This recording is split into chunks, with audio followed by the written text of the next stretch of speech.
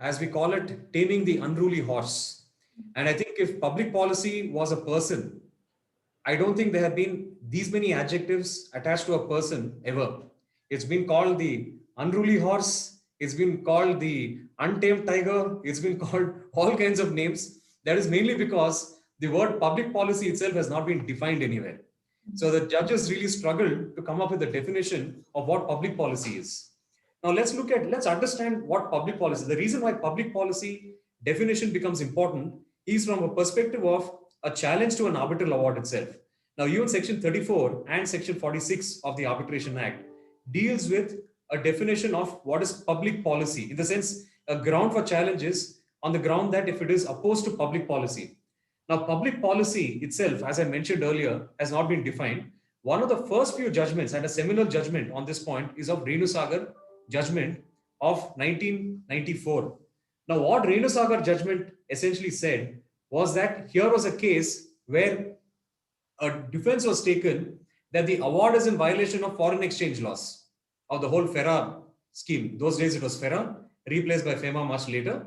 What they said is, and the second argument which was taken was that interest on interest cannot be granted. The contract was governed by New York law. So what the lawyers did is they said under the New York law itself, there is no prohibition for interest to be granted on interest, point number one. And secondly, they said that there is no public policy ground made out for rejecting an enforcement of the arbitral award within India itself. And a ground was taken that ultimately, if this award is allowed, you see it will violate our foreign exchange laws, etc., etc. What the court essentially, in effect, said is it adopted a more pro-arbitration stance. And this was in 1994, which is why I think a lot of credit would have to be given to the judges as well for keeping a more sort of a futuristic vision in mind to ensure that the law of India ultimately aligns itself with international standard and practices and narrow down the scope of what public policy and what a challenge for public policy itself is. Now, this is called the Renu Sagar test, which is one, if the award is found to be contrary to fundamental policy of Indian law, the interests of India, morality and justice. Of course, the word the interest of India has been completely omitted after the 2015 amendment, because what is interest of India is a very loose term. Morality and justice also has been amended to say it is most basic notions of morality and justice, which Justice Nariman in a later judgment has also limited it not to all kinds of morality, but only in terms of sexual immorality. And that is a very, very, very narrow scope, and it cannot be expanded to all kinds of morality and justice. The next judgment is that of ONGC. Now, unfortunately, again, ONGC, with great respect to ONGC, is a contributor of, for whatever I think is just as bad luck, a contributor of a lot of bad jurisprudence in India. The moment you see ONGC, I think pretty much all the lawyers will be smacking their lips if they're for the other side, saying, okay, if it is ONGC, then definitely there must be something wrong with this. I have not come across any other non-controversial ONGC judgments, with due respect. In case there is anybody from ONGC, please, I said it in a very lighter tone. This particular judgment of ONGC, again, I think was a judgment which took India many years backwards. Renu Sagar judgment, as I said, was a judgment that took India forward. ONGC took us backwards. What ONGC essentially said is that there is a test of patent illegality. Now, patent illegality is also where the arbitrator ought to have looked at certain provisions of the contract, does not look at the provisions of the contract, or ought to have appreciated the law in a particular manner. That will all amount to patent illegality. Now, what it essentially does is, if you apply the patent illegality test, by virtue of patent illegality, you can virtually have a second look at the merits of the award itself, which is a very, very undesirable situation when it comes to a scenario of arbitral awards enforcement itself. The next judgment.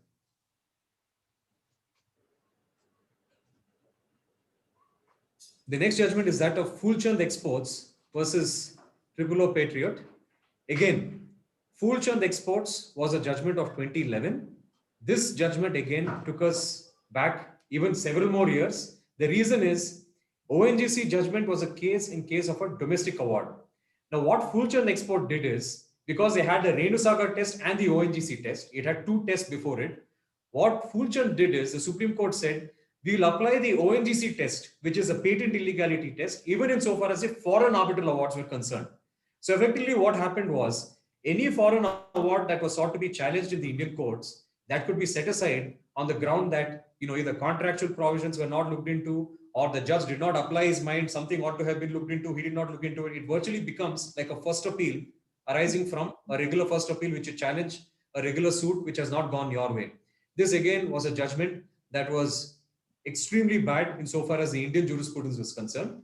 But the good news is that in 2013, Sri Lal Mahal versus Pragato Ganaspa, the Supreme Court, by a larger bench, they have overruled the judgment of Fulchand Exports, and essentially they have said that insofar as the foreign arbitral award is concerned, the test that has to be applied is that of the Renusagar test and not the ONGC exports, the ONGC test. Moving on to the next slide, please.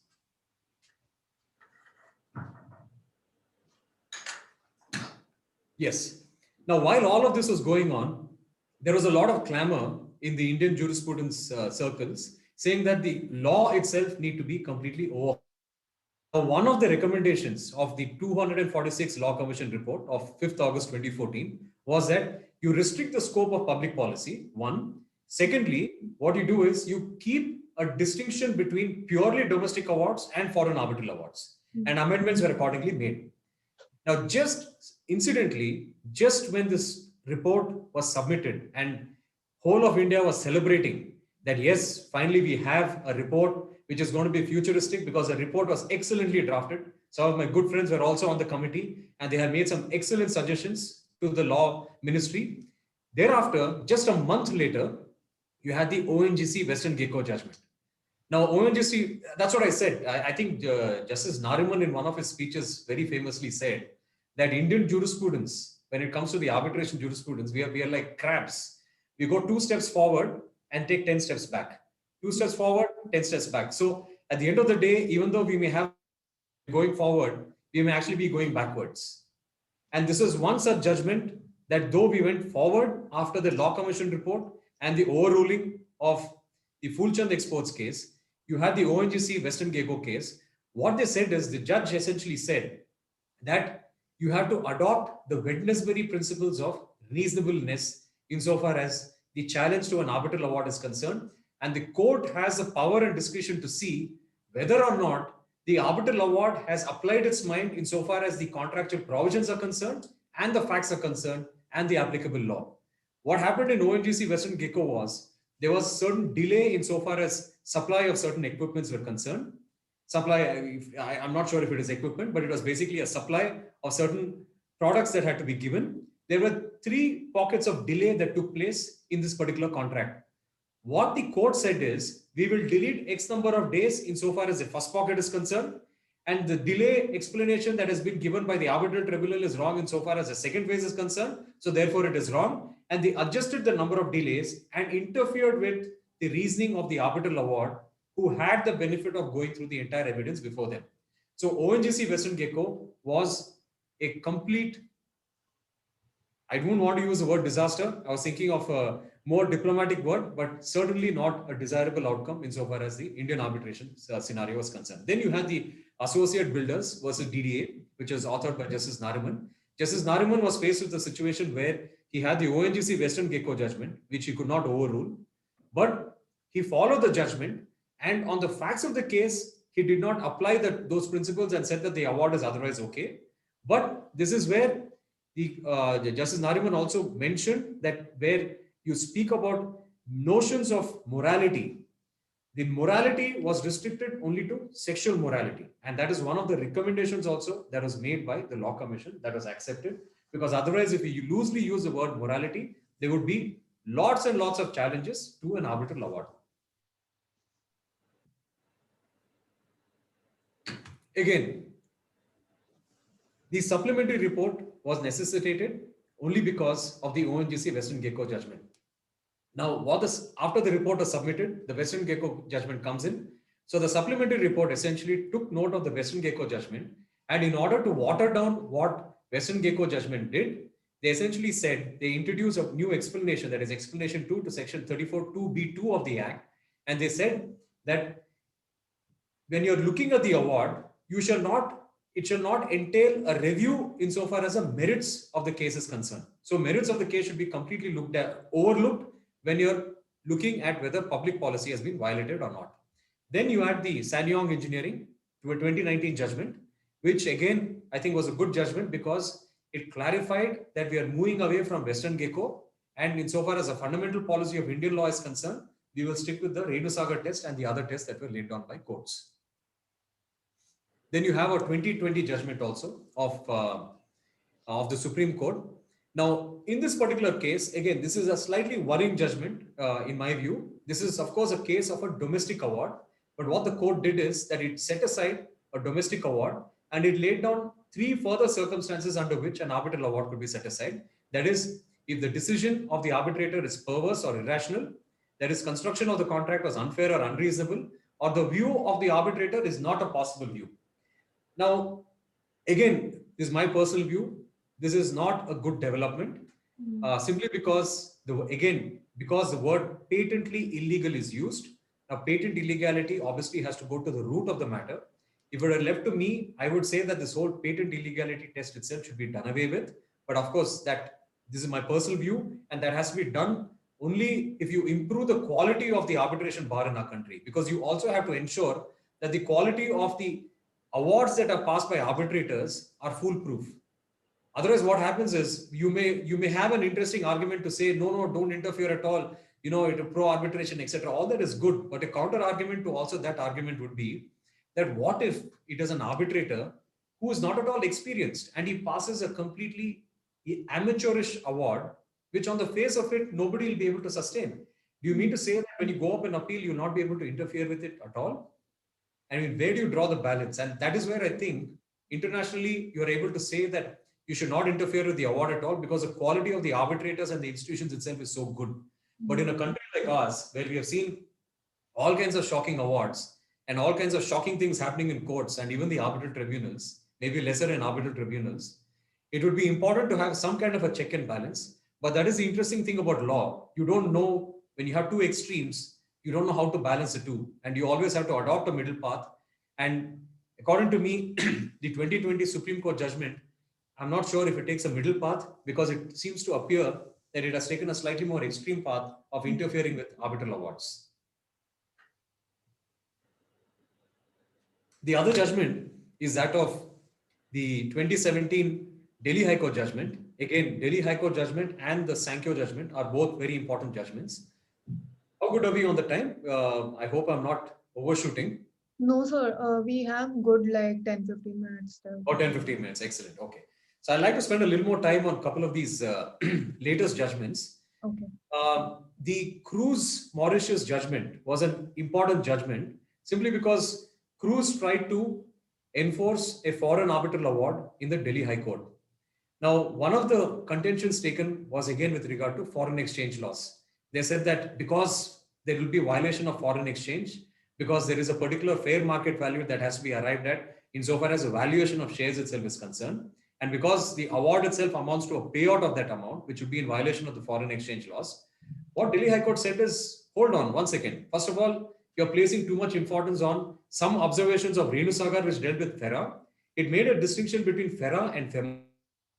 Now, the world has also moved quite a bit. India has also moved quite a bit after liberalization. And this is where I think you have to give credit to the Delhi High Court judge, because he seems to have taken note of the realities of the commercial world. And essentially what he has said is, FERA was more like a good cop, or I'm sorry, a bad cop trying to police everything that happens in the industry. Whereas FEMA is a little more facilitatory in the sense that you can get a lot of permissions even after the transaction has been done. It does not render the whole transaction itself illegal per se. And that is what the court also says, that just because there is a violation of fundamental policy just because there's a violation of one of the provisions of any law, it does not make it a fundamental policy of Indian law. What is fundamental policy of Indian law has to be read in the context of whether it goes to the root of what the ethos of the Indian legal system itself is. And that is a more public policy ground, which is at a much higher level. You can't point to FEMA, please look at section so-and-so, see there is a violation there, and therefore you cannot enforce an Indian law. And that is what the courts have also said.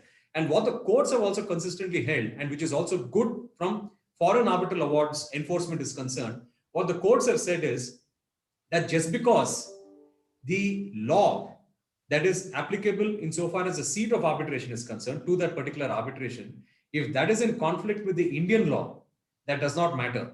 Because ultimately, what you have to see is whether there is a fundamental policy of Indian law breach, which where even if your Indian law does not augur with the law governing that particular arbitration, wherever the seat of that particular arbitration is, even if there is a conflict, it will not amount to a breach of a fundamental policy of Indian law. So that is a very important test, because usually when foreign awards are tried to be enforced in India, one of the first argument is, you please look at section so and so of our contract. It is in violation of this. How can you enforce it here? It is a breach of Indian law. So this fundamental policy of Indian law has to be understood from this particular definition itself. And I think that's a very, very important test. Mhm. The other judgment is that of Daiichi Sankyo. And in all our research that we have done, there are very few cases in which the arbitral awards have actually been set aside. And I think Daiichi was one of those very few cases where the award was set aside on one particular aspect, which was that this was essentially a dispute where Daiichi intended to take over the entire shareholding of the Ranbaxy promoters itself, which got into a lot of mess. And there was an award which was passed by the Foreign Arbitral Tribunal, which essentially held that there was an important report, which was called an SAR report, that was withheld from the investors itself, that is Daiichi Sankyo. And Daiichi Sankyo was able to make out a case saying that a lot of valuations of the company and a lot of these FDA permissions, etc., were all not even brought to a notice, or the fact that they were not even, the permissions were not even in place, were not brought to the notice of the investors, which inflated the value of whatever they were putting into the company. Now, what had happened in the Daiichi Sankyo case was that there were a couple of miners who were children of the promoter of Ranbaxy, where even at the time when they entered into the contract itself, they were minor, and even at the time of arbitration. And the court ultimately, at the time of enforcement, said that protection of minors is something that is a fundamental policy of Indian law. And they went to the Guardianship Act, they went to the Contract Act, and they also went into the provisions to say that a fraud cannot be committed by a minor through an agent.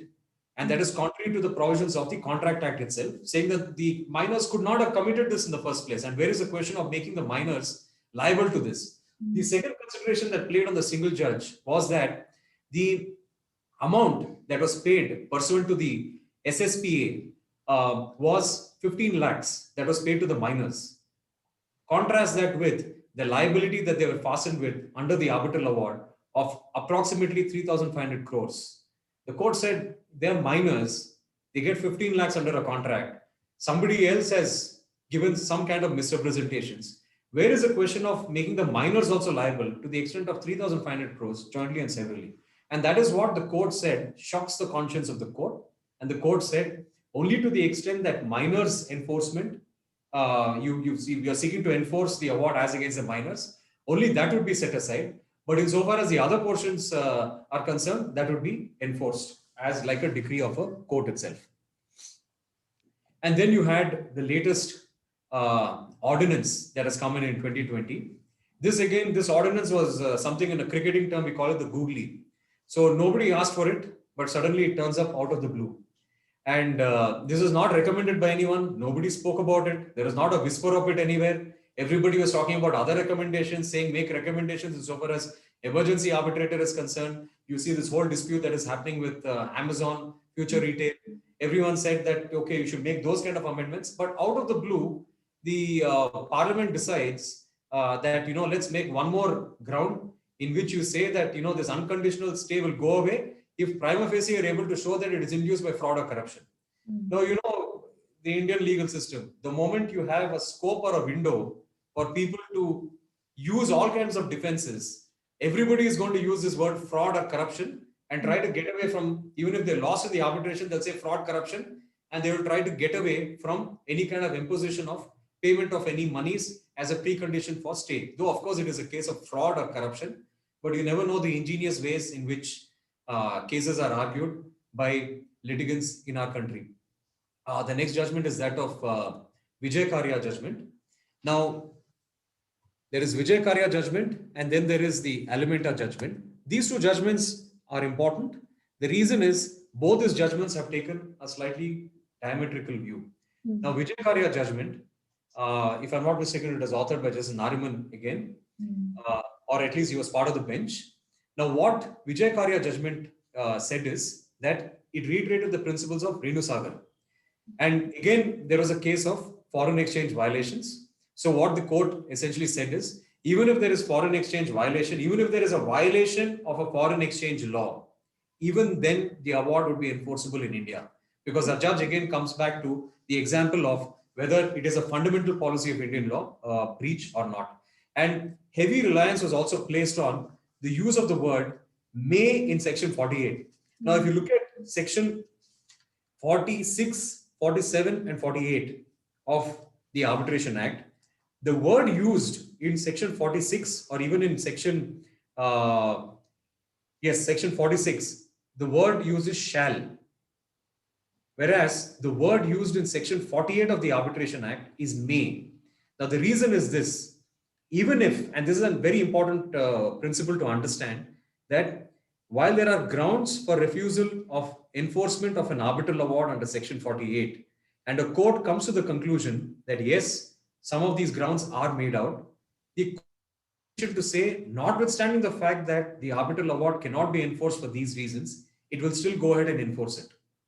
And that is a distinction, because there is no bar on the court to say that just because some of these grounds have been made out under section 48, that it will go ahead and stop the enforcement of the arbitral award itself. And that is something where the court heavily placed reliance on section 48 of the Arbitration Act and the use of the word may. Now, contrast that with judgment of the Supreme Court again in the case of Alimenta case, or it's also called the NAFED case. So essentially what happened in this was that there was a contract for supply again. Now, the contract for supply of these certain goods was subject to getting permissions from the government of India. And there was a certain quota in which you don't exhaust a quota in a particular year, whether it could be carried forward in the next year or not. That was a question. Now, what happened is the court made a distinction between section 32 of the Contract Act and section 56 of the Contract Act. Now, section 32 of the Contract Act speaks about a contingent contract. Now, what the Supreme Court said, and section 56 is basically a contract to do an impossible act. Now, what the court said is, because this is a contingent act and this is contingent upon the party getting permission from the government of India, and it does not fall under section 56, where you could still argue that whatever is paid needs to be repaid under certain circumstances. What the court said is that it goes to the fundamental policy of Indian law itself, and the contract itself is void. And the court interfered with the award and set it aside on the ground that it is violative of section 32 of the Contract Act. Now, let me pause here for a moment and let's digest this for a moment. You had the Alimenta case, that is, which is the case I just referred to, and you had the judgment of Vijay Karya. You had the judgment of Vijay Karya and several other judgments where the court said that notwithstanding not taking permissions, that is of course in the context of foreign exchange laws, the court said that you could still go ahead and enforce it. But in Alimenta case, notwithstanding the fact that, it was also a case where permissions had to be obtained from the government itself, insofar as the export is concerned, and because those permissions were not taken, the court did not take a sympathetic view, and on the contrary, it went on to hold that it goes to the root of the matter itself, and the whole contract itself needs to be set aside. Now, it's actually law is poised at a very interesting stage right now, because we don't know whether the future cases are going to rely on Vijay Karya case or the Alimenta case.